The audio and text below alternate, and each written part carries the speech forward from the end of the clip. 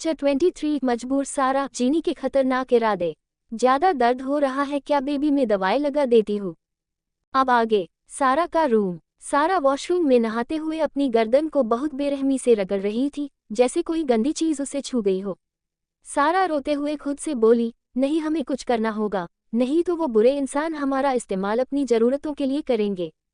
उद्धरण चिन्ह। आईने के सामने पहुंच सारा अपने गले से नीचे बहुत बेरहमी से रगड़ते हुए एक चाकू निकाल वार करती है, जिससे वो नकली स्किन निकलने के साथ ही बहुत खून बहने लगा था। खून साफ करते ही वहां एक जख्म दिखाई देता है जो वक्त के साथ बहुत हद तक मिट चुका था, जिसे तितली के टैटू से कवर करने की कोशिश की गई थी। सारा का कोमल चेहरा नहाने की वजह से गुलाबी हो गया था, ऊपर से रोने की वजह से लाल नाक उसे और खूबसूरत बना रही थी। अपने एक पैर में मौजूद कायरव ने पहनाई हुई पायल को देख सारा रोते हुए बोली, दृश्य भाई कितना खुश थे हम जब आपने हमें पायल गिफ्ट की थी। हमने तो आपके और युमिका दीदी की शादी के सपने भी सजाए थे, मगर पता नहीं युमी दीदू 4 साल पहले कहाँ गायब हो गई और आप भी 2 साल पहले इस दुनिया को छोड़कर चले गए। अपने गले के नीचे से रिस रहे खून को साफ करते हुए सारा दोबारा एक नकली स्किन से खुद का घाव छिपाते हुए बोली, आप बहुत बुरे हैं मिस्टर कायरव ओबरॉय। 2 साल पहले हमारी इज्जत के साथ खिलवाड़ करके आपको चैन नहीं मिला जो दोबारा हमें नोचने आ गए हो। फिर उसकी छुअन को अपने गले पर महसूस कर सारा दोबारा वहां बेरहमी से रगड़ने लगी। सारा को वो जेनेग्राफ्ट स्किन लगाते हुए हद से ज्यादा दर्द होता था, मगर सारा मासूम है, बेवकूफ नहीं। सारा को पता था उसे नोचने वाला एक अमीरजादा था, जो उसका घाव कभी भी देखकर जरूर समझ जाएगा जिसको उसने बर्बाद किया वो सारा है। कपड़े पहनकर वॉशरूम से निकल सारा अलमारी से एक बॉक्स निकाल वहां से एक फोटो निकालती है जिसमें दृश्य युमिका को फिश डिजाइन बनी हुई पायल पहना रहा था, जिसमें युमिका शायद झूठी मुस्कान दे रही थी, मगर दृश्य बेहद खुश था। दृश्य हारू के बड़े पापा का बड़ा बेटा था और युमिका उनकी गोद ली हुई बेटी। बीतते वक्त के साथ दृश्य को युमिका से प्यार हो गया, मगर 4 साल पहले युमिका जब से हॉस्टल से घर पहुंची थी बेहद बुझी बुझी रहती थी, जैसे कुछ बहुत बड़ा छीन गया हो उससे। युमिका के गायब होते ही दृश्य ने उसे 2.5 सालों तक ढूंढा मगर उसका कोई पता नहीं लगा। तभी एक दिन उन्हें खबर मिली, युमिका और वंचित नाम के 2 लोग समंदर में गिर के अपनी जान गंवा चुके हैं। जिस बात का सदमा ना तो रम्यक रूम बर्दाश्त कर पाया और ना ही दृश्य राजावत। युमिका की फोटो को चूमते हुए सारा बेहिसाब रोने लगी थी, जैसे कुछ तो पता था उसे अयुमी और दृश्य के रिश्ते के बारे में। सियोल यूनिवर्सिटी जीनी की बात सुनकर एलेक्स को पहले थोड़ा अजीब लगता है, उसके दिल में तितलियां उड़ने लगी थी। क्या मेरी जीनी मुझे टच करेगी, ओ गॉड। मगर जैसे ही उसे एहसास हुआ जीनी उसका मजाक उड़ा रही थी, वो चिल्लाया, रुक, मैंने कहा नहीं तो तेरी टांगे तोड़ दूंगा, जान ले लूंगा। जीनी अपनी जान बचाते हुए किसी मैराथन एथलीट की तरह दौड़ते हुए सोचती है भगवान, मैंने तो इसे बहुत गहरी जगह पर घाव दिया था, पता नहीं ये क्या करेगा, कहीं ये मेरा आखिरी दिन तो नहीं इस दुनिया में। दोनों को ग्राउंड की ओर भागता देख नरुत उनके पीछे भागते हुए बोला, एलेक्स रुक मेरे भाई, देख रूम को पता चलेगा तो। वो इतना ही कहा पाता है तभी, नरुत भाई आप यहाँ, संचित बोला लटके हुए मुंह के साथ। उसका ध्यान एलेक्स और जीनी की ओर गया ही नहीं, बेचारा अपने दुखों का मारा था। नरुत को मजबूरी में रुकना पड़ता है बात करने के लिए। वही जीनी भागते हुए एक दीवार के पास पहुंच समझ गई थी, अब उसके बचने का कोई रास्ता नहीं है। सामने से एलेक्स किसी खूंखार भेड़िए की तरह भाग रहा था।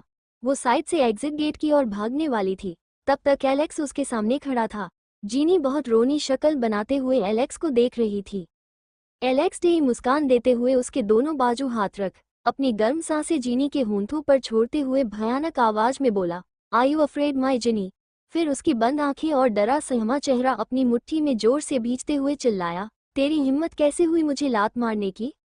अपने बचने की कोई उम्मीद ना देख वो एलेक्स को बाटली में उतारने की कोशिश करेगी, इतना सोच बहुत मासूमियत से एलेक्स की लाल आंखों में देखते हुए बोली, तो क्या करते हम एलेक्स जी, आपने हमें खरीदना चाहा, हम कोई बाजारू लड़की नहीं हैं। क्या आपको मेरा ये मासूम चेहरा देख भरोसा नहीं होता। जीनी की इतनी मासूम बातें, आंख से बरस रहे आंसू और उसके मुंह से अपना नाम एलेक्स जी सुन एलेक्स किसी और दुनिया में पहुंच गया था, मगर वो पिघल पाता इससे पहले उसे जीनी का मिडिल फिंगर दिखाना और खुद को बाजारू कहना याद आते ही चिल्लाया, अच्छा तू इतनी मासूम है तो फिर मुझे ऐसे उंगली क्यों दिखाए। इतना कह एलेक्स उस दिन की तरह उंगली दिखाता है। जीनी खुद से, है राम अब क्या बोलूं। फिर और ज्यादा नकली आंसू लाते हुए एलेक्स का चेहरा अपने हाथों में थाम प्यार से बोली, हम नहीं जानते जी, वो हमें ना एक लड़का दिखाता था, उससे पूछा तो बोला इसका मतलब दोबारा मिलेंगे ऐसा होता है। जीनी को उसका मतलब अच्छे से पता था। जिम्मी ने उसे फिंगर दिखाई तो अगले दिन बेचारे की उंगली अधमरी हो चुकी थी। टेल्स ऑफ जो। जीनी फिर एलेक्स की उंगली को चूमते हुए मदहोशी से बोली, सुनिए जी, क्या आप दोबारा मुझसे मिलना नहीं चाहते थे? क्या मैं इतनी बुरी हूँ? आखिरी बात बोलते वक्त उसने पप्पी जैसी शक्ल बना ली। जीनी के मुंह से सुनिए जी सुन एलेक्स तो दोनों को हस्बैंड वाइफ इमेजिन करने लगा था। उन दोनों के 10-12 प्यारे प्यारे बच्चे होंगे, बहुत हैप्पी फैमिली होगी, और एलेक्स जीनी को दिन रात प्यार करेगा। उफ, उसकी एक्साइटमेंट का कोई ठिकाना नहीं था ये सब सोचकर। अब ये गधा कहाँ खो गया? एलेक्स के हैंडसम चेहरे को देखते हुए वो खुद से बोली। एलेक्स जीनी के चेहरे पर अपने होंठ घुमाते हुए बोला, बेबी चलो ना छोटा एलेक्स और छोटी जीनी लाने की तैयारी करते हैं। शिबल, जीनी खुद से बोली। एलेक्स की बात सुन वो पगला गई थी। शिबल बोले तो गूगल कर लो। कैंपस में मौजूद सभी लोग ये नज़ारा एंजॉय कर रहे थे। उन्हें एलेक्स और जीनी की जोड़ी बहुत बढ़िया लगी। जीनी के कान को काटते हुए एलेक्स बोला, क्या ख्याल है बेबी प्रोसेस स्टार्ट कर दे आज रात से? Korea military headquarter. Mister park chair पर बैठ अपने सामने बैठे इंस्पेक्टर पर चिल्लाए, तू जानता नहीं है मैं कौन हूँ? आई किल यू। इंस्पेक्टर देखिए मिस्टर पार्क, हमें हमारा काम करने दीजिए please, it's a humble request. इतने सारे मिलिट्री ऑफिसर को देख मिस्टर पार्क मजबूरी में शांत बैठ गए। रूम उस डार्क रूम में आते हुए बोले, I want to talk to mister Park, excuse me gentleman. उसकी बात सुन सभी इंस्पेक्टर उन्हें अकेला छोड़ बाहर चले गए। रूम सख्ती से बोला, भाई क्या आपने वो इलीगल कॉन्ट्रैक्ट साइन किया? हाँ, और उसमें गलत क्या है? तुम नए हो इस बिजनेस वर्ल्ड में, इससे भी कई बड़े क्राइम को अंजाम दे चुका हूँ, और ये 2 कौड़ी की मिलिट्री मुझे अरेस्ट करेगी। शायद भूल गए 2 साल पहले इनका एक सोल्जर, क्या नाम था उसका? हाँ, दृश्य राजावत को कैसे मौत के घाट उतारा था। काश उसकी डेड बॉडी मिल जाती जिसे मैं इन 2 कौड़ी के ऑफिसर को दिखाता उनकी औकात क्या है मेरे सामने। इनफ। रूम गुस्से चिल्लाए, कैसे भी हो आखिर हो तो बड़े भाई, कुछ करता हो। इतना क्या वो जुनत को देखते हैं जो बहुत गुस्से में मिस्टर पार्क को घूरते हुए बोला, काश ये घटिया आदमी मेरे बड़े पापा ना होते, इसको कब का ऊपर पहुंचा देता। वही रूम के बाहर मौजूद लेडी इंस्पेक्टर जुनत और रूम को ऐसे ताड़ रही थी जैसे कच्चा चबा जाएंगी। अचानक गन शॉट की आवाज सुन सब घबराते हुए उस दिशा में देखते हैं जहां एक लेडी इंस्पेक्टर अपना खून से सना हाथ पकड़ रो रही थी। How dare you're to click my photo BTCH। इतना कह जुनत वहां से निकल गया। जो देख रूम ना में गर्दन हिलाते हुए सोचते हैं, एक वक्त पर मुझे भी मेरी अम्मी के अलावा कोई और देखती थी तो उसका बहुत बुरा हाल होता था। इतना कि सीधा उसकी डेड बॉडी मिलती थी अगले दिन। ये तो पूरे पागल है। फेयरफुल सियोल यूनिवर्सिटी, इस हैंडसम डेविल के और मेरे बेबी, हम दोनों मम्मी पापा। नो, जीनी खुद से बोली। क्या हुआ बेबी, ज्यादा जल्दी हो रही है? मगर क्या करूं, मुझे तुम्हें प्यार करना है, बस थोड़ा दर्द होगा पर मैं हूं ना, मुझे पकड़ लेना। एलेक्स जीनी का कान काटते हुए हस्की वॉइस में बोला। जीनी अपने भाव छिपा बेहद मदहोश आवाज में बोली, सुनिए ना, मुझे शर्म आ रही है। धत, आप कितने नॉटी हो, ऐसी बातें सबके सामने कौन करता है? इतना कह वो एलेक्स के गले लगकर शर्माने का नाटक करते हुए सामने खड़ी अपनी दोस्त को मैसेज भेजती है। जीनी के मुंह से ऐसी बातें सुन एलेक्स को तो मस्त फीलिंग आ रही थी जैसे जीनी उसकी बीवी हो।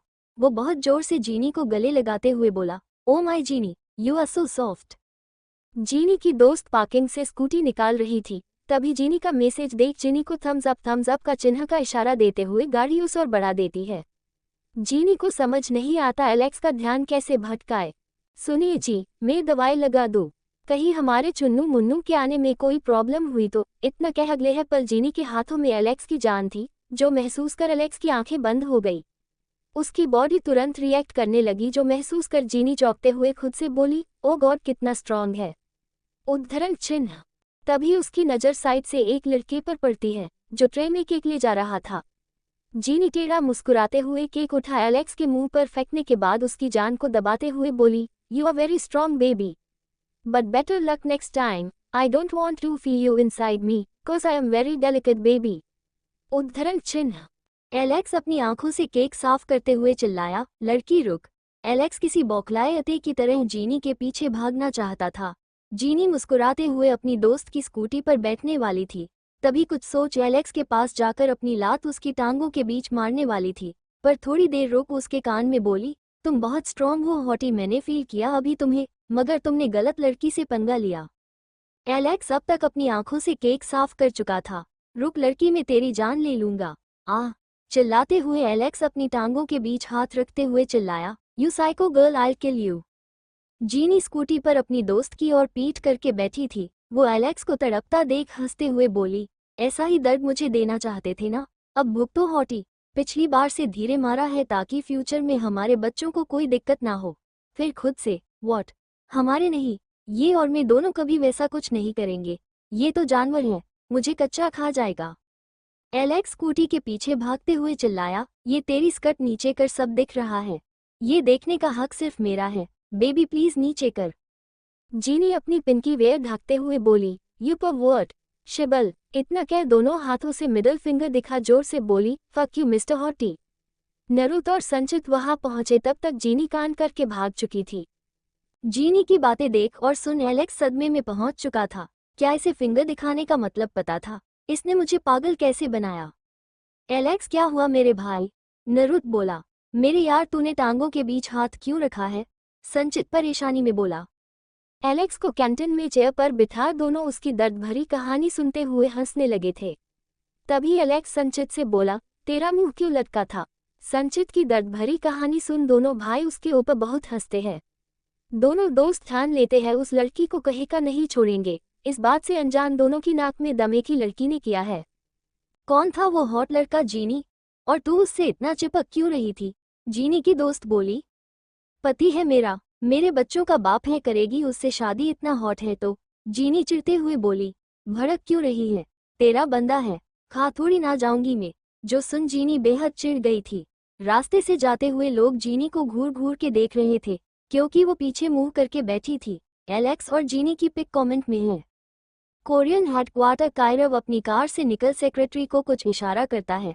दोनों अंदर जाकर मिस्टर पार्क के पास बैठे। तभी सेक्रेटरी मिस्टर पार्क को अरेस्ट करने वाले इंस्पेक्टर के ऊपर गन पॉइंट करते हुए गोली चला पाता तभी कोई उसके हाथ पर फायर करता है, जो देख कायरव गुस्से में पीछे पलट चौंकते हुए बोला, विहान। विहान अपने हाथ में गन घुमाते हुए हद से ज्यादा हैंडसम दिख रहा था, मगर उसे देखने की हिम्मत एक भी इंसान में नहीं हुई। इंस्पेक्टर की जान में जान आई थी, वही सेक्रेटरी की हवाएं उड़ चुकी थी अपने कांपते हाथ देख। विहान बोला, भाई ये सब करने की जरूरत नहीं है। फिर इंस्पेक्टर को देखकर, he was doing his work. Mister park को एक बार देखने के बाद कायरव सेक्रेटरी को कुछ इशारा कर दोनों बाहर आते हैं। कायरव, उसे मारने क्यों नहीं दिया? विन उद्धरण चिन्ह। विहान, मिस्टर पार्क दूध के धुले नहीं है, आप जानते हो। उद्धरण चिन्ह। कायरव, मगर हमारे फैमिली की इज्जत। और तूने सोच समझकर ही रोका होगा। वैसे लूसिफर राजी हुआ हमारी जगह छोड़ने के लिए। विहान, लूसिफर मान नहीं रहा है, मैंने उसे दूसरी जगह ऑफर की है, माना तो ठीक है, अदरवाइज। कायरव, देन। विहान टेढ़ा मुस्कुराते हुए बोला, जंगल में एक ही शेर अच्छा लगता है। जो बात समझ कायरव उसे गले लगाते हुए बोला, वैसे बड़ा खतरनाक होता जा रहा है मेरे शेर। मेरे शेर को शेरनी मिली या नहीं अभी तक? जो सुन विहान के भाव बहुत बदल गए। उसे अपनी ब्लूबेरी याद आ गई और कायरव को अपनी छुई मुई। विहान, मुझे कुछ काम है तो निकलता हूँ। मिस्टर पार्क की बेल का इंतजाम हो गया ना? कायरव, हाँ मेरे शेर, तू जाकर आराम कर। विहान के जाते ही कायरव कार के बोनेट से टेक लगा सारा और अपने हसीन पल याद करते हुए बोला, my little jelly, she is damn soft. I just want to destroy her innocence. Her soft body provokes me to cross my all limits. मेरी छोटी जेली, वो बहुत मुलायम है, मुझे बस उसकी मासूमियत तबाह करनी है। उसका नर्म कोमल जिस्म मुझे सारी हदें पार करने के लिए उकसाता है। सारा का घर। अपना फोन बजता देख सारा कॉल उठाते हुए बोली, हाँ हारू। हारू, कल सुबह जल्दी जाएंगे और हाँ गर्म कपड़े पहनकर आना, स्नोफॉल हो रही है बाहर। हारू से बात करने के बाद अपना फोन दोबारा बजता देख सारा फोन उठाकर बोली, हेलो जी, कौन? कायरव, मुझे भूल गई मेरी जली। ये आवाज कैसे भूल सकती थी सारा? वो डरते हुए बोली, सर आप। उद्धरण चिन्ह। इतनी रात हो गई, सोई नहीं तू अभी तक? कायरव की बात सुन सार डरते हुए बोली, बस जा रही हूँ सर। फोन रखूँ तभी सर सोने जा पाऊंगी। उद्धरण चिन्ह। सारा का मासूमियत भरा जवाब सुन कायरव कॉल काटने के बाद अपने सीने पर हाथ रखता है जो बहुत जोर से धड़क रहा था। सारा की मासूमियत कायरव को बेहद इफेक्ट कर रही थी। वही कायरव की आवाज सुन सारा की नींद उड़ चुकी थी, पर वो मुश्किल से सो पाती है। 2 घंटे बाद डार्क रूम में पैंडा कोरिया हेडक्वार्टर की सीसीटीवी फुटेज हैक करके देखता है, जहां मिस्टर पार्क को बेल मिल चुकी थी और सारा इल्जाम उस सेक्रेटरी ने अपने ऊपर लिया था जिसने डॉक्यूमेंट को लेते हुए नॉर्थ कोरियन जासूस से हाथ मिलाया था। कायरव ओबरॉय मिस्टर पार्क को घर ले जा रहा था, जो देख पैंडा व्यंग से मुकुरा दिया, जैसे उसे पता हो मिस्टर पार्क जरूर कोई चाल चलेगा जेल से निकलने के लिए। कंप्यूटर में कुछ वेबसाइट ओपन कर पंडा लूसिफर को मैसेज भेजता है, काम हुआ या नहीं, सबको पुलिस केस में उलझा दिया है, जो जगह मैंने ऑफर की है उसमें भलाई मानते हुए सुबह तक 500 करोड़ मेरे अकाउंट में भेज, नहीं तो पैंडा से दुश्मनी मोड़ना तुझे भारी पड़ेगा। एक बात याद रखना, अगले 2 महीनों में पैंडा का ही अंडरवर्ल्ड पर राज रहेगा। कोरिया रीजन लेटर के region letter are Pusan city वंचित अपने फोन में रिक्षित और संचित की फोटो पर हाथ घुमाते हुए बोला, इन 2 सालों में मेरी जान के टुकड़ों से दूर हूँ मेरे भाइयों, क्या करूँ, मेरी युमिका उठती ही नहीं है। 2.5 साल तक उस रम्यक रूम ने मेरी जान को कैद करके किसी जानवर की तरह बर्ताव किया। शायद मेरी युमिका को मेरा दर्द दिखाई नहीं देता, इसलिए चुपचाप लेटकर मुझे रोते हुए देखती है। आखिरी बात कहते वक्त उसकी नजरें मशीनों से घिरी हुई युमिका पर जमी थी। नहीं रूम छोड़ो प्लीज, मुझे बहुत डर लग रहा है।